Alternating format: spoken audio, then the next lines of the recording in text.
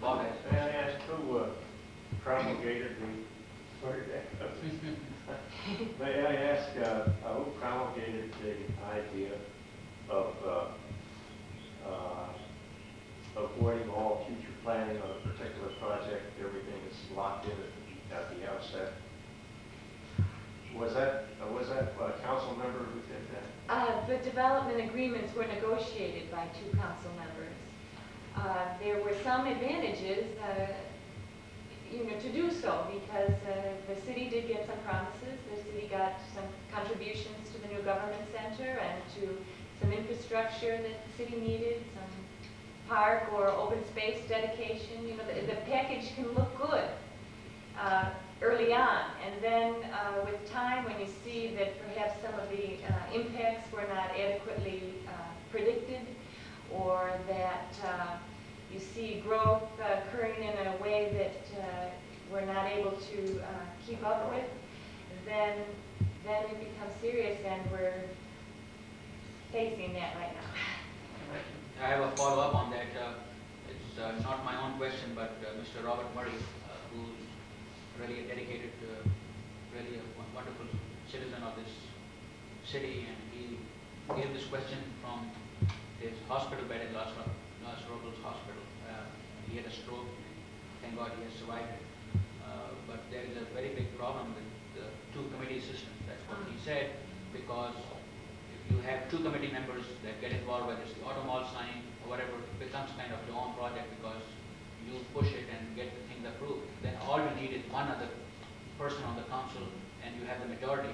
And then the other people also, if they vote against it, then they are going against the two committee members. And the thing that he said was the reason you folks are part-time and there is a highly well-paid, skilled staff is that that's their job to look at the options, do the research, meet the people, and then present A, B, C options to you, and then you make the decision. I'm glad you brought that up. In the case of the development agreements, it evolved out of a two council member committee, the finance committee and then the development agreement committee, same two council members. And it becomes a closed process. It's out of the public eye, and this is how those kind of things happen. And just as most cities now have turned to an elected mayor, that's another area that most city manager and council member forms of government have moved away from the two council member committee system because of those disadvantages. But we are holding on to that. I hope that changes. And it also distracts, I think, a decision-making body from their primary role of policy making, and sometimes policy evolves from the non-elected members of the government, and this council is worrying about perhaps some, we're chairing committee meetings on various subjects, cable TV and this and that, and the central long-range issues sometimes are not adequately addressed. So I hope that we do move away from this two council member committee system as well. But how do you make these changes? I mean, do you do it in council comments and have it brought under agenda? Well, when I first was elected, that was an issue that I felt very strongly about, because I saw some of the decisions that came through two council member committee. And like you say, it's very easy then to have one other vote and all these plans in the works before it becomes under the awareness of the public. But it wasn't well received. I think it's an addition. Well, But anyway, Pat. There's going to be 5 or 6 projects that go through as soon as Fiore sits in that mayor's chair. I'll bet you We've had any some- amount of money. The council meetings are very short recently. They've been ending around 8 o'clock, so I don't know what's coming in a few weeks, but they used to go on until 3 As a.m. soon as he's sitting in that mayor's chair, Yep. you better watch out, because there's devil at work. I don't believe in conspiracy theories, even though it's easy to blame it on that. I've constantly spoken out about the tyranny of the council majority. And basically they have 3 votes, so they can get anything done. And they've said that thing that the mayor does is control the mic and the agenda, minor things. So, to be frank with you, the person that, or people that will be affected by the change of mayor is people like myself, I think, that they will use all kind of methods to, procedural methods to cut me off, down, or change stuff like that, or other citizens that are involved, so that they only hear, they don't hear criticism, and stuff like that. But they can get anything passed, and one of the things that they like, and one of the reasons that you should be involved is that they want to get things done as quietly, without too much talk, nothing in the press and all that. And that brings me to my kind of favorite subject. Those two books, that blue binder is the city budget, like I talked about. Those two blue books I received day before yesterday. They are from the California Debt Advisory Commission. That's all the debt that California has, different agencies, cities, municipalities. It's billions. I mean, it's ridiculous. And this is the one that, this is the kind of debt like I made fun of, certificates of participation. I mean, cute name, but the only people that participate in that are the bonding companies, the council majorities, some of the staff people. There's no participation of the citizens. You don't have a say in it, and you bypass the 50% or 3/4% bonding requirements. But sometimes it's hard for these people to, they muddy up the waters about redevelopment as to whether $27 million bond is actually going to be paid off by future taxes. I mean, if I take a loan, it will be paid off from my future income. It's not going to be paid off right now. If I had the income right now, I would not pay the tax highlands. And so one of the issues that I find which exemplifies what is wrong with, has been wrong with our city council, and it shows so many of the issues in one simple thing, is the digital time ratio. And that's why I have these tables here and the Beverly Hills living room over there to kind of make it a fun thing. But if you remember, it was put in the consent calendar, and basically the consent calendar comes after midnight. It's the last item. It's not supposed to be debatable, and they've had many things like this. Initially, we were told that the finance committee had discussed it. Then we find out that they had not even discussed it. And the attitude that these people have, I mean, I'm glad that sometimes I wish the other people would come and speak. Mr. Stephen Rubenstein said the other day that if Mervyn's went in, $2,700 would represent 1 day of sales tax for Mervyn's. And so that budget is $60 million. I mean, $2,700 is 0.001%, so it's such a small, insignificant thing. And that's the way these people look at it, and it becomes callous. They don't really realize how much it hurts the average taxpayer in the pocketbook. And they've used these methods of, Mr. Karkasugi had an ice cream social, and I went to him and he said, please don't mind some of the democratic thing. I met Mr. Huffington, but I lost the picture. I've taken some pictures of him. It's not supposed to be democratic only. It's non-partisan. And I went to Mr. Takasugi, and he said, it's very hard for Republicans in the state assembly to get anything accomplished. And somebody said, why don't you just put it on the floor? He said, well, we put it on the floor, but then all a Democrat has to do is they come and say, Mr. Speaker, Willie Brown, I call for a motion to table this item. And he says, okay, let's vote, and it's dead. And that's why I brought this table. And that's what they did with this timer, is that they tabled it, and they did it so quickly, and got 4 votes on it. And so my question to Councilmember Zukowski is that I wish that at least we should have these people vote on it, because Mr. Shiloh was here just last week with the Kanea Valley Democratic Club, and I asked him, and he said we had a vast majority of the council people that voted for this timer, saying that maybe Ms. Zina was against, was the lone voice against this. And because other things have happened is because Mr. Brimhall has known that there is some kind of a problem that this might be stopped. So I called the vendor, didn't actually want to do it, but the vendor told me that they put a hold on the time. So the vendor and this manager expects that maybe this thing will be killed. And that's one of the things that is so frustrating, and I had said this in the crime prevention task force that Ms. Lukowski is a member of, is trying to ban or limit vending machines that kids use. And it was in the radio today. Oh yeah, it was in the radio today also, in the news, that they are trying to do that, and they did a survey that people are not checking IDs on kids and just giving cigarettes to 13-year-olds. And then after me, a lady came forward and said, why is it so difficult to get something done? And that's what kind of boggles my mind. That's why I'd asked you the question, is that if what is wrong with our government where people can come forward, make a plea, that's what public concern is, and it's like you are talking to a wall. I mean, there's no response.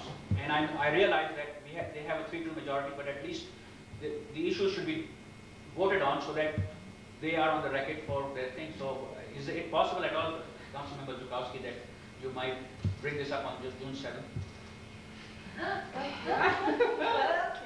It's a vote on the timer initially was a part of the consent calendar, and at that time the mayor pulled it off the consent calendar, and there was a vote taken, and I voted against it.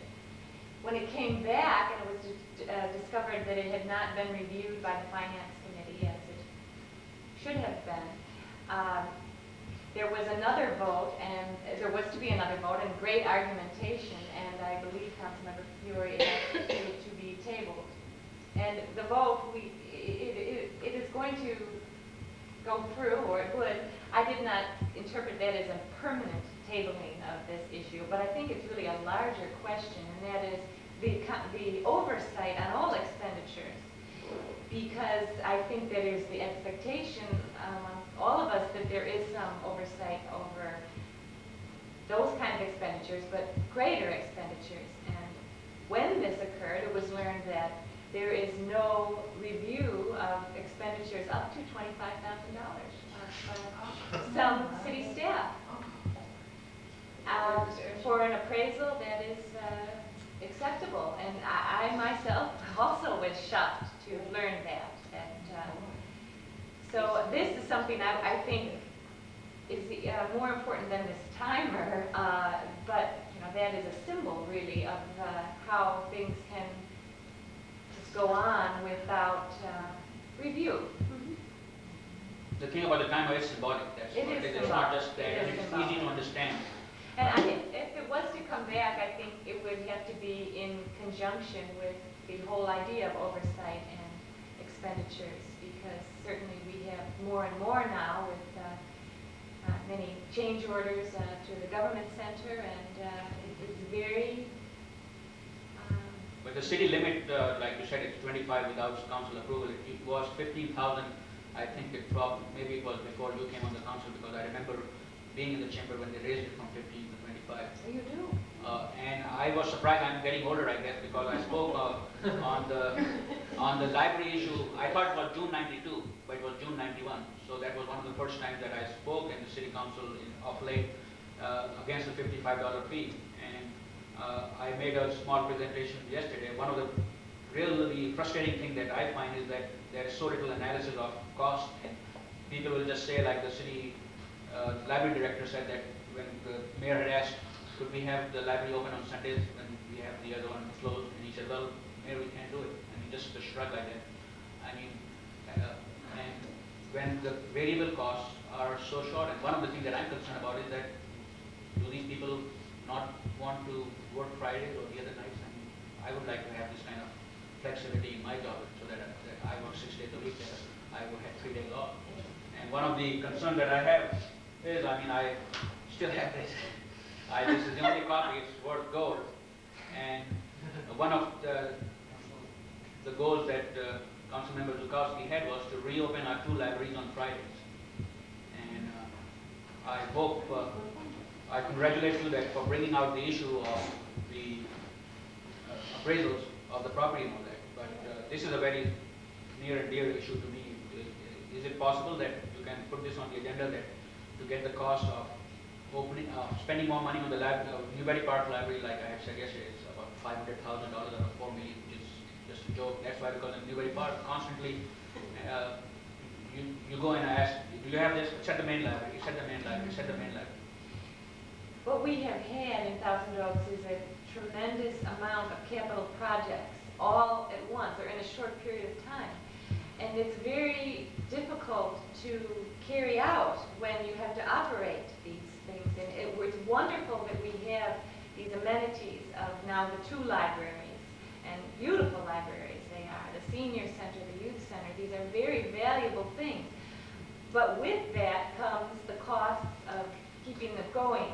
And I have concerns on how we plan this out and spaced our investment in capital projects. And now we have a government center that is astounding in its scope. And in order to increase the services, I think we're going to have to make major changes in how we carry things out. I think there's going to have to be a lot more voluntary participation, and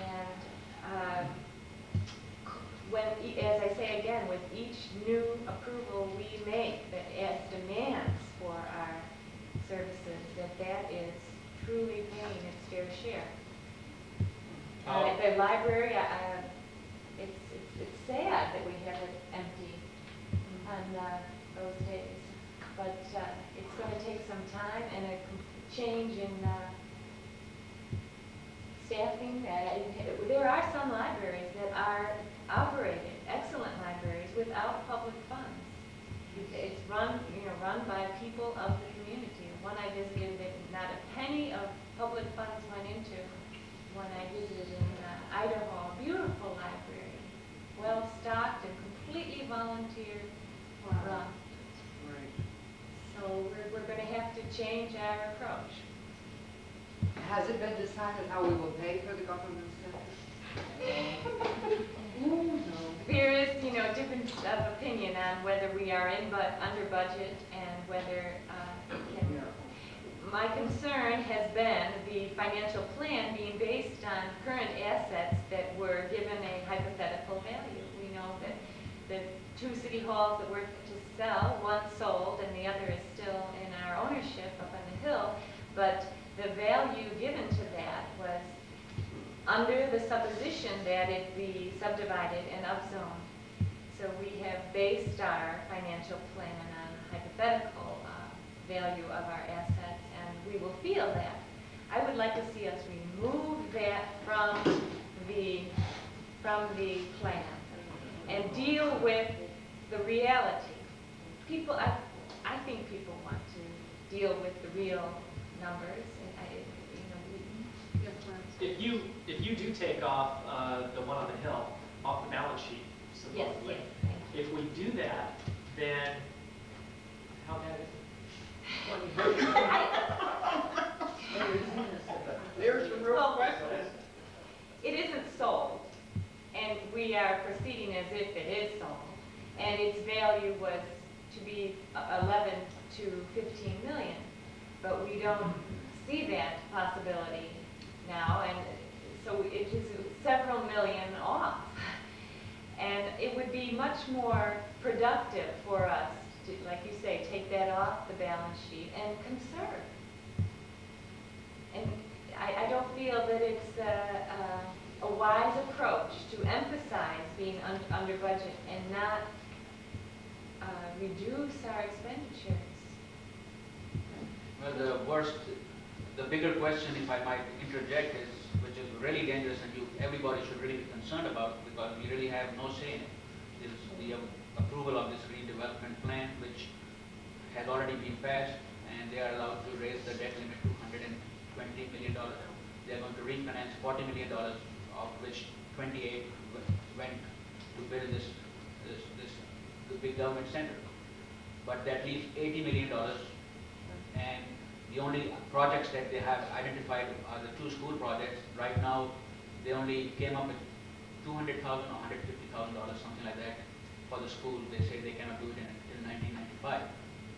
But let's say they will spend $5 million for that, and the improvements on Thousand Oaks Boulevard, cannot be more than $5 or $10 million. And so why have they got the approval? And do you know of any government agency or any person that has a line of credit and they will not use it? And when it's all approved, all they have to do is fill it. And it is such a shame that in a democratic society like this, that we cannot get elected representatives to tell us what it is. I've asked that and they've laughed at me, and I think the city council has to. And that's one of the nice things, that people should not feel bad when they mistreat you, something like that, because when they are so rude and mistreat elected people and the mayor. I mean, what are we in? Just 1 out of 109,000. And so that's why we should really come forward. In fact, 2 weeks ago when Councilmember Zukowski was talking about the value of the properties, which is such an important thing, and how that's one of the ways we have lost revenue, then it should be under check. And she did a wonderful job about it. And the Mayor Pro Tem told her very rudely that I don't want to hear what you're saying, and then off the mic, and it did not come on the mic, was so rude and obnoxious. I consider that to be woman abuse or ill-mannered. Yes. I wanted, after that, I did not really want to speak. I stayed there 2 hours. I was in pain for almost 2 days. And then, lo and behold, 2 days later, I read at the LA Times that there's a meeting of the National Organization of Women right over here. They were discussing how attractive you are if you are fat for women. So, but it was not an exciting topic, but I came, without dinner, sat for 2 hours, and I told them about this. I said, you have to do something about this. I mean, this is turning the clock backwards regarding women. This treatment, to see it on live TV, to see it in the audience, and somebody has to take a stand about it. Mr. Fiore might be retiring, and I respect him, I respect the office. But there is some behavior that you do in public, there is some behavior that you do at home. In fact, you should not even do that. I don't believe that women should be abused for what he does right now. You should not speak in a loud voice to anybody. And I hope that you will take this message and write to the letters, to the editor, tell your neighbors, something like that. Because this, I feel that's one of the purposes of this meeting, is to get people involved. I'm sorry, I think somebody had a question there. Lance? I hope you forgive. Yes, actually. The only- Yeah. I just thought if you sooner or later, I hope you'll be running for re-election. And I'll walk the precinct for you when the time comes. Very nice to meet you. Thank you. Next, anyone Nice wants to leave, please feel free. I'm nothing. Good night. Everyone's evening's are full. Bye-bye. Is this your jacket? That will help. Thank you. My suggestion next week, I ran out of time, but the way they have been treating the people and the way they've been handling the TV is just like a club. That's the way they treat it. And so I had a hard time. I could not even get an application from the North Branch Country Club. They asked, you know a member? I said, I know Miss Lowe has a property over there, but she said she's not on the Rolodex because you have to be a member and be referred to. And so I talked to the golf people. They were a little bit better, and they sent this information to me. It costs $49,500 to join. I guess probably that's where you talk about and see if you have 3-car garages or you live in a gated community. Those kind of things come into play rather than in City Hall, where you should be involved in the community good. So I'm going to invite the council majority to join the club. I'm just telling you in advance, it's 2 weeks ahead of time this. I mean, we have to have a little fun. Do we know who is running for the council this Mr. Lance Winslow is. time? It seems to be our best. Lance Winslow is, Andy Fox is running, who used to be a former planning commissioner, Lee Laxdal, who used to be your former mayor, Mike Markey, who is a detective he lives in Thousand Oaks, but he is a detective in Compton with the police department down there. He's also running. Very cool. Dr. Cole. Dr. Cole, and I think Ella Singh is up for election, and so is Judy Lazar. So they're all running. So that's, you have a lot of selection to decide on, and I know it's hard, but everybody has their own selection. Are we voting for 3 people then? I think you're only allowed to vote 3 for, and potentially 4 if yeah. the county supervisor candidate from the city council leaves. Yeah, 1 retirement and 3 running for office. And, people were talking about, with this budget of the Civic Arts Plaza, unfortunately, I was in the Alliance office, which is a fundraising office for the Civic Arts, and I saw what was coming down, and I got out of there because I knew. But just to sort of inform you that, with the reality of the government, people, selling the pins pictures and stuff. I personally, this is my own personal opinion, that I feel we're way over budget, which, you know, the writing's on the wall. I mean, and I think the only thing that I see wrong with what the Alliance is doing is, being that they are supposed to be a non-profit organization, 501c3, I think with getting all the big donations, I don't think they should be doing that. Because I think I just wanted to bring that up to you people, because I think that you need to be aware. And you work for Senior Consortium. I spoke to Frances this afternoon on the phone, and I'll talk to you about that. She's like, but anyway, I just want to let you know that I got out there. I saw what was coming, so I want to make you people aware that there are things happening, but I think all of us need to be aware of it.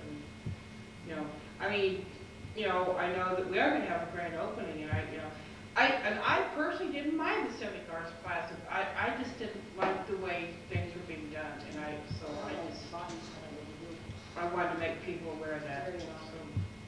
Well, we knew who pushed it from the beginning. Oh, yeah. Amen. I got a question, got my man here.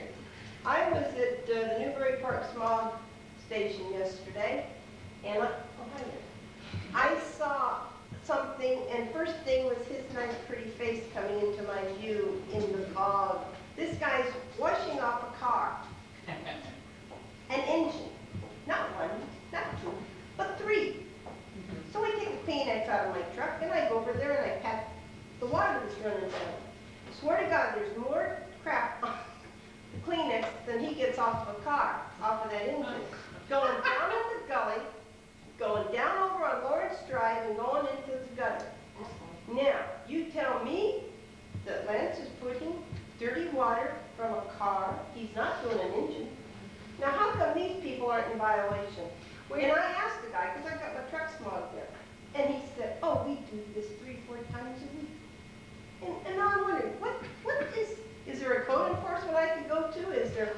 Most definitely. Well, was this a business or a? It was a business. It's a smog, pay less smog control. Yeah, I know the gentleman.